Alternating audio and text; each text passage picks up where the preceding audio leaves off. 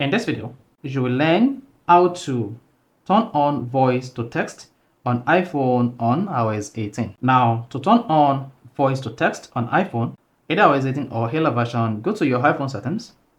On the settings page, scroll down, locate general, click on that. Then once you click on general, you want to scroll down a bit. Click on keyboard. After that, scroll down and locate enable dictation. If enable dictation is turned off on your iPhone, toggle this to turn it on, then enable dictation from the pop-up. Then once that is enabled, come back to your messaging app or WhatsApp or any application where you want to use voice to text on your iPhone. Then click on it like this and then click on this icon. Then once you click on the mic icon like this, you see this is voice to text on iPhone.